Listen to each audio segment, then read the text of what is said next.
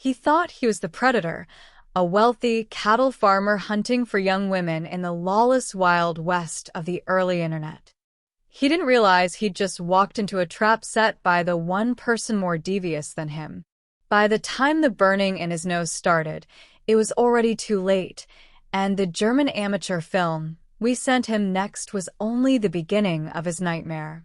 If you've ever encountered a creep who just wouldn't take a hint, you're going to love this classic tale of digital justice. Hit that subscribe button and ring the bell. We're diving into a time when the internet was unmoderated, and the only law was the one we made ourselves. To understand how we broke a man using nothing but kitchen staples and a wooden spatula, you have to understand what the internet felt like in 1999. It wasn't the sanitized, corporate, algorithm-driven landscape we have today. There were no report buttons.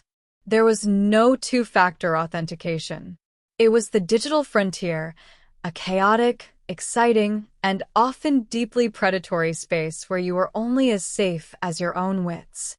I was 20 years old, living in a world of dial-up tones and HTML-coded chat rooms. These rooms were the heartbeat of social life back then. You didn't need an account. You just picked a screen name, hit enter, and you were in a room with hundreds of strangers. One of the most popular spots was a room we called the attic. On the surface, it was a place for music, jokes, and late-night venting. But beneath the scrolling text, there was a darker current. Because there was no moderation, the whisper function, what you'd call a DM today, was a weapon.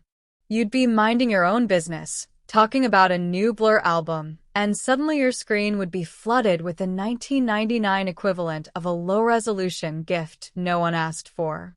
The creeps were everywhere. But the attic was different. We had built a community of regulars who looked out for each other. We had our own external website, a secret clubhouse where we vetted members. If you wanted to be part of the inner circle, you had to be endorsed. We kept the creep list, a digital ledger of every username, email address, and known tactic of the predators lurking in the shadows. It was through this community that I met Sarah. Sarah was 21, sharp-tongued, and possessed a brand of creativity that was honestly a little terrifying. Within the community, she was a legend. While most girls would just close the browser when a creep messaged them, Sarah would play with them. She'd lead them into digital labyrinths until they were so confused they'd quit the internet for a week. The running joke in our group was that Sarah wasn't just tough. She was more evil than the devil himself when provoked. We started dating after a physical meetup at an amusement park. There's a specific kind of bond you form with someone when you've both spent years fighting off the worst the internet has to offer. We felt invincible. Then came Farmer Bob. He didn't start off as a monster. That was his trick. He managed to slip through our vetting process, sounding like a lonely, somewhat awkward guy who just wanted to talk about rural life.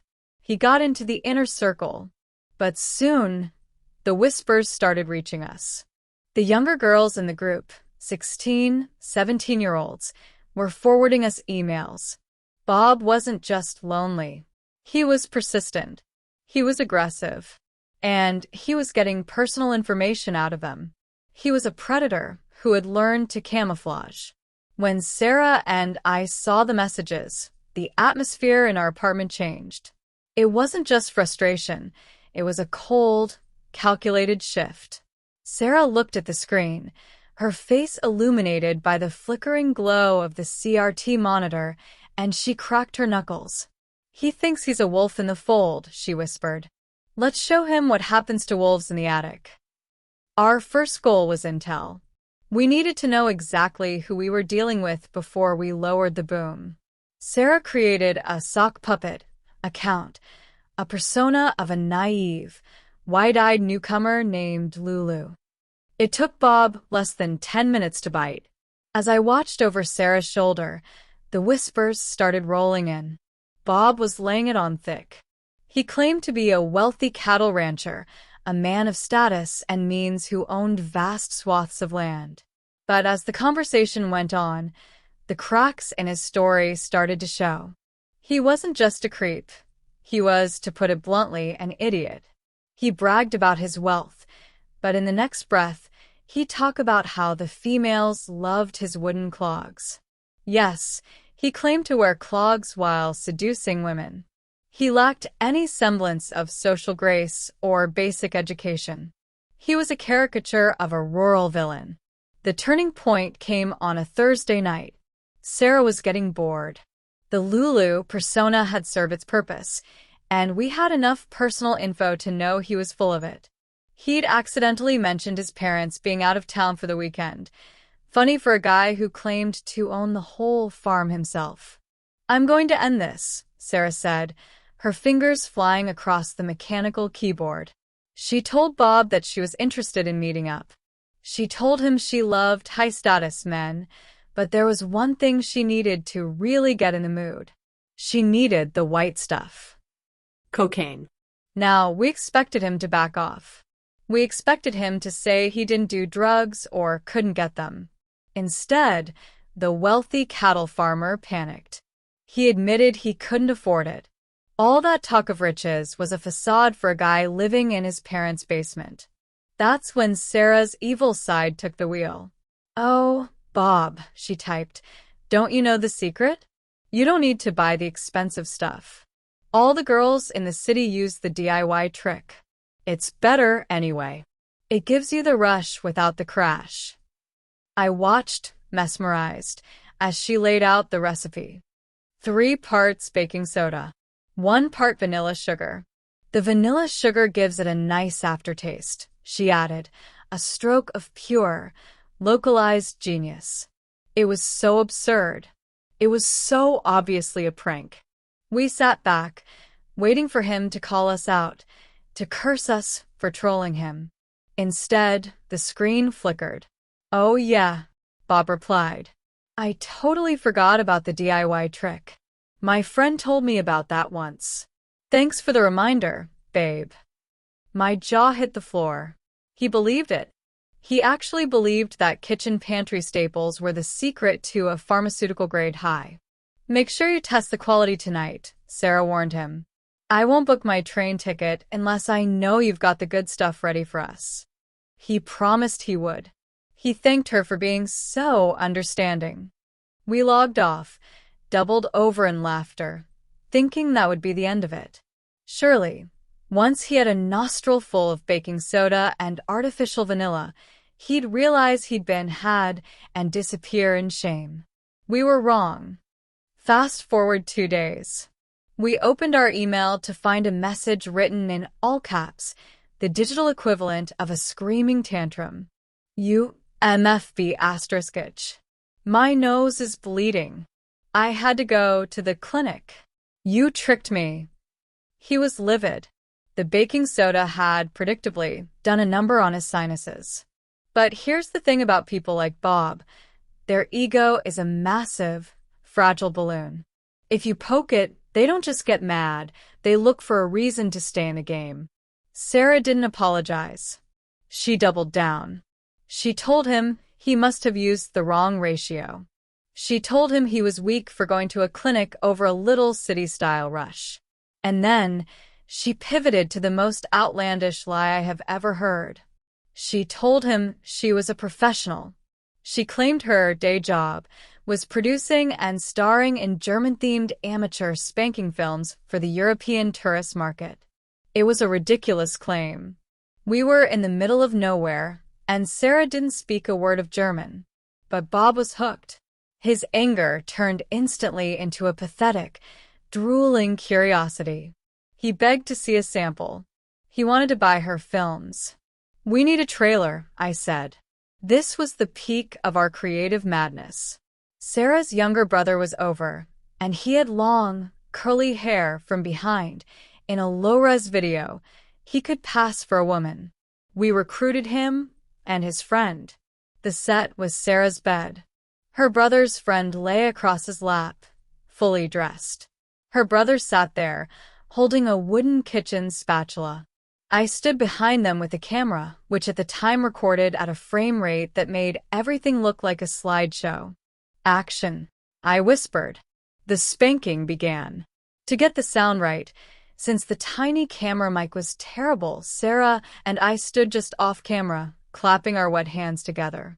Slap, slap, slap. Spankin' main she. Sarah yelled in a fake, guttural accent. Ja. Das ist gut. Spankin', I added, trying not to choke on my own laughter. We shouted absolute gibberish. We made the most over-the-top, low-budget, nonsensical, adult trailer in the history of the internet. It was a parody of a parody. It was so fake that a toddler could have seen through it. We compressed the file until it was a grainy, blocky mess and sent it to Bob. We held our breath. This was the moment of truth. Either he'd see the wooden spatula and the wet hand clapping and realize he was the butt of a massive joke, or... The reply came back an hour later. This is amazing, Bob wrote. How much for the full feature? I need more. I'll do the DIY trick again if I have to. Just send me the link to pay. He was completely sold. The graininess of the video had actually worked in our favor, masking the fact that it was two teenage boys and a kitchen utensil. He was ready to send us money for a movie that didn't exist, starring people who weren't who he thought they were. But we didn't want his money. We wanted him gone. Sarah sent one final message. She told him that the German producers were very protective of their stars.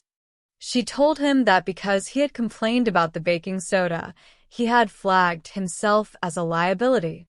If he wanted the films, he had to prove his loyalty by recording himself doing the DIY trick one more time, while wearing his wooden clogs and singing the German national anthem. We never heard from him again. Maybe the second round of baking soda finally cleared his sinuses and his brain. Maybe he finally looked at that trailer on a better monitor and saw the spatula. Or maybe, just maybe, he realized that in the dark corners of the attic, there were people much, much crazier than him. Farmer Bob disappeared from the chat rooms. His email was blacklisted across every community we managed. We had used his own greed, his own ego, and a box of Arm and Hammer to eject a predator from our space. Decades later, that external hard drive containing the Spankan main sheath trailer is dead. It's a lost piece of internet history.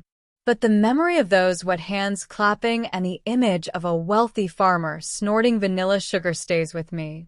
In the early days of the web, we didn't have moderators. We had each other. And sometimes, justice didn't come from a band hammer.